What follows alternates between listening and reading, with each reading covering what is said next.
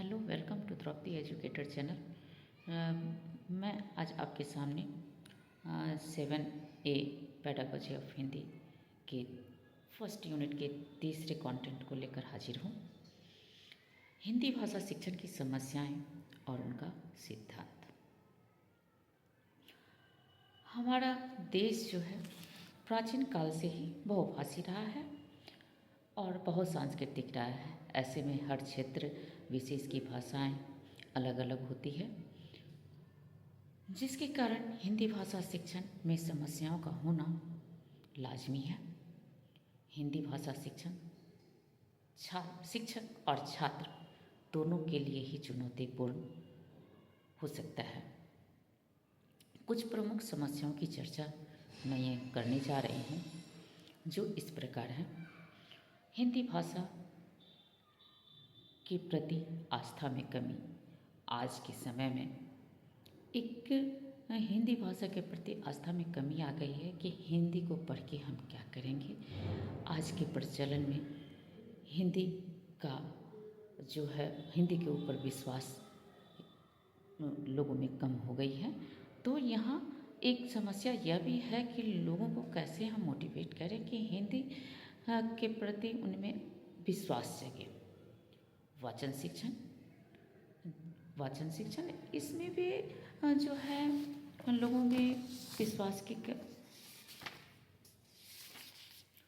वाचन शिक्षण मतलब बहुत से बच्चों में पढ़ने का माध्यम जो है गीत और बैठने का तरीका, भावानुसार वाचन, अक्षर उच्चारण, शब्द उच्चारण या स्वर का उच्चारण आदि में कठिनाई महसूस करता है। और अन्य भाषा वाले बालकों के लिए यह समस्या और ही अधिक जटिल होती है, जिसके कारण वाचन शिक्षण का होना एक प्रमुख समस्या हो जाती है। लिपि संबंधी समस्याएं जो यह समस्या विशेष रूप से अहिंदी भाषी बालकों के लिए उत्पन्न होता है। जैसे हिंदी, संस्कृत और मराठी देवनागरी लिपि में लिखी जाती है, किंतु अन्य भारतीय भाषाओं की लिपियों में अंतर होता है। जैसे इंग्लिश को यदि लें तो हम रोमन भाषा रोमन लिपि का प्रयोग करते हैं। फिर उर्दू को लेते हैं तो वहाँ फारसी लिपि का प्रयोग होता है। इस तरह से हर भाषा के लिए अपनी अपनी लिपि होती है। उसके बाद हम आते हैं लेखन संबंधी समस्याएं जो है, बच्चे जो है प्रारंभ में लिखने समय अक्षरों का आकार और आकृति को जो है नियंत्रित नहीं कर पाता है। स्पष्ट लिखने और एक सामान्य गति से लिखने में बहुत से बालक परेशानी महसूस करते हैं। तो यह भी एक बहुत बड़ी समस्या है। वर्तनी संबंधी अशुद्धियाँ, उच्चारण की अशुद्धि में जो है वो भी एक बहुत बड़ी समस्या आ जाती है। जैसे क्षेत्रीय भाषा के प्रभाव के कारण भी वर्तनी संबंधी अशुद्धियाँ पाई जाती है। इसके बाद हम चलते हैं व्याकरणिक समस्याएं। हिंदी में दो लिंग जैसे स्त्रीलिंग और पुल्लिंग है, किंतु दक्षिणी भाषाओं में 3 लिंग होता है। एक ही अर्थ के 2 शब्दों का भिन्न लिंगों में अलग अलग प्रयोग होता है। जैसे नेत्र और आँख, रास्ता और राह। एक ही शब्द के 2 भिन्न अर्थ हैं, लेकिन इनका लिंग के अनुसार जो है प्रयुक्त होता है। इसके बाद हम चलते हैं पाठ्य पुस्तक संबंधी समस्याओं की ओर।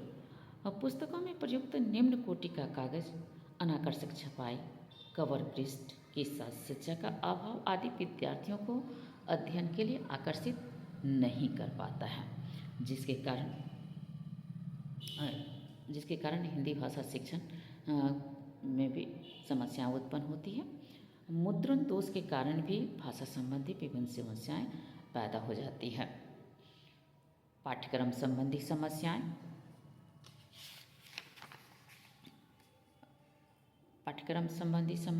भाषा की जानकारी की कमी, तकनीकी संसाधनों की कमी आदि जो है आजकल जैसे मोबाइल लैपटॉप वगैरह में अभी इंग्लिश फ्रंट का ज़्यादा प्रचलन में है, लेकिन हिंदी फ्रंट का प्रचलन बहुत ही कम है, जिसके कारण भी हिंदी भाषा शिक्षण में समस्याएं उत्पन्न होती है। अब कुछ हम हिंदी भाषा शिक्षण से संबंधित कुछ सिद्धांतों की चर्चा करते हैं। किसी भी विषय के शिक्षण की सफलता के लिए जो है छात्रों की रुचि को ध्यान में रखकर योजना बनानी होती है, क्योंकि जिस विषय को पढ़ाना है उसकी विशिष्टताओं को ध्यान में रखना जरूरी होता है। भाषा शिक्षण में भाषा की प्रकृति को ध्यान में रखना आवश्यक हो जाता है। कुछ सामान्य सिद्धांत हैं जिसका प्रयोग कर हम भाषा शिक्षण केवल भाषा शिक्षण में ही कर सकते हैं। कुछ ऐसे सिद्धांत तो हैं जिनका प्रयोग हम सभी विषयों में कर सकते हैं, लेकिन कुछ ऐसे सिद्धांत होते हैं जिनका प्रयोग हम केवल और केवल भाषा शिक्षण में कर सकते हैं। जैसे स्वाभाविकता का सिद्धांत, प्रयत्न का सिद्धांत। स्वाभाविकता के सिद्धांत में हम थोड़ी सी चर्चा कर लेते हैं। स्वाभाविकता का सिद्धांत जो है भाषा अर्जित संपत्ति है। इसको सीखने के लिए जितना हम चाहें वो सीख सकते हैं। यह पैतृक संपत्ति नहीं है, बल्कि यह हमारे पास सीखी हुई संपत्ति है। प्रयत्न का सिद्धांत, भाषा एक जटिल एवं सूक्ष्म विषय है, अतः इसे केवल स्वाभाविक शक्ति के द्वारा नहीं सीखा जा सकता है, बल्कि इसको सीखने के लिए हमें अध्ययन करना होता है, तभी हम इसे सीख सकते हैं। लेखन कार्य से पूर्व मौखिक कार्य का सिद्धांत, अर्थात लिखने से पूर्व बच्चा आपके पास मौखिक शब्दों को लेकर के आता है। सर्वप्रथम बच्चा जो है क्या करता है, अपने आसपास समाज परिवार से बोलना सीखता है। अतः लिखने से पहले बच्चे के साथ में मौखिक कार्य करना चाहिए। मौखिक कार्य को सिखाने के बाद ही उसके साथ में लेखन कार्य पर आना चाहिए। जब पढ़ना जो है लिखने के पूर्व जो है सरल हो जाता है, अतः वर्णमाला लिखना सिखाने के पूर्व पढ़ने का अभ्यास करवाना चाहिए। उसके बाद बोलने और लिखने में सामंजस्य का सिद्धांत, दोनों में जब हम बोलते रहते हैं उसमें और लिखने में सामंजस्य का होना नितांत ही आवश्यक है।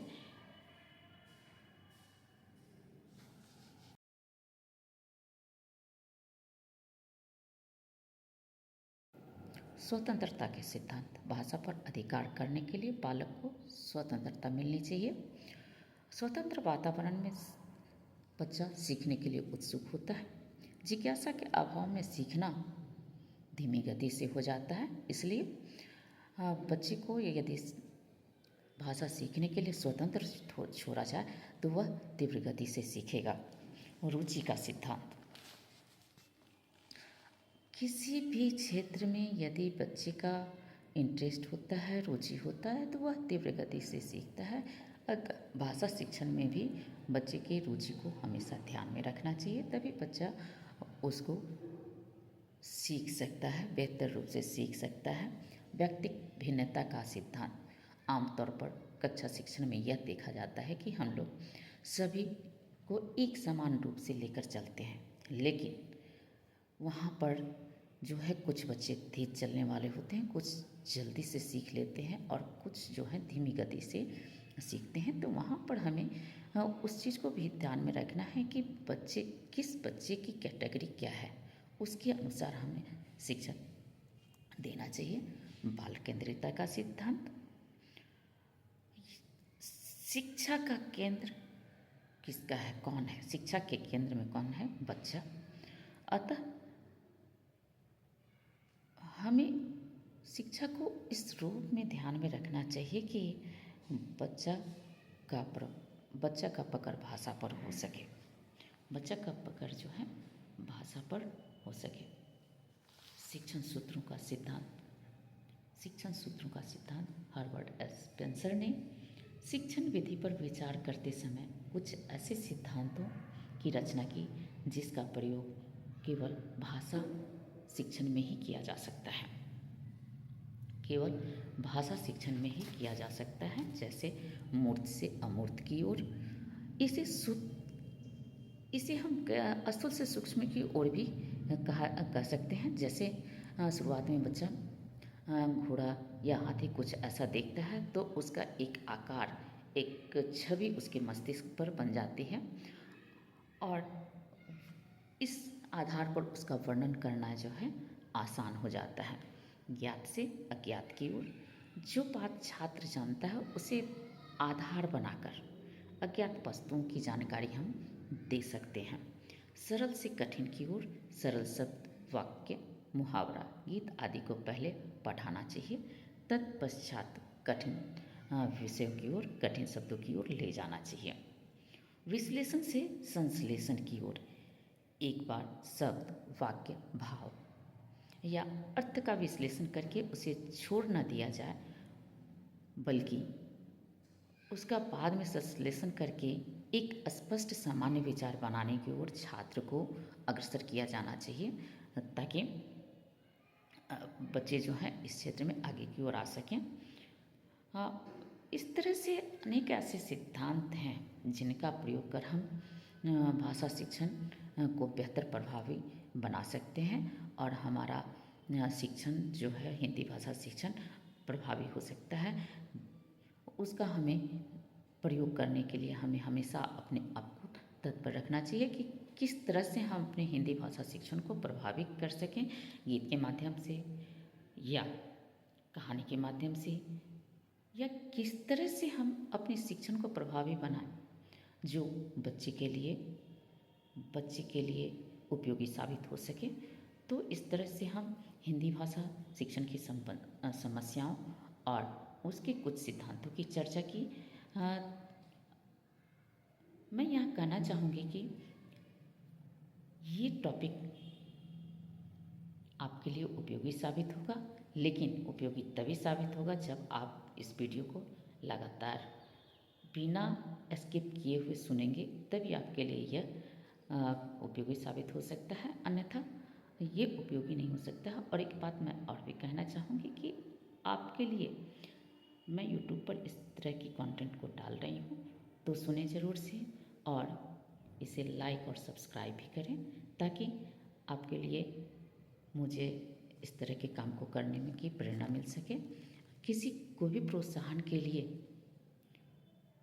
प्रोत्साहित करने के लिए एक, जैसे छोटे बच्चे को यदि कुछ अच्छा करता है, आप सिर्फ इतना कह देते हैं कि आपने बहुत अच्छा किया, वह बच्चा उससे खुश हो जाता है। इसी तरह का यदि कोई व्यक्ति आपके लिए मेहनत कर रहा है तो आपको उसे एक शाबाशी के रूप में आप सब्सक्राइब कर सकते हैं। यहाँ पर एक चीज़ और है कि यूट्यूब चैनल पर बहुत सारे एजुकेशनल चैनल हैं, लेकिन वहाँ पर मुझे देखने में अभी तक यही मिला है कि जो है सारे चैनल कॉम्पिटिटिव हैं। आपको बीएड से संबंधित टू द पॉइंट शायद चर्चा करने वाले कोई ऐसे चैनल नहीं हैं, तो आप इसे देखें और अपने कंटेंट को मजबूत करें। Thank you.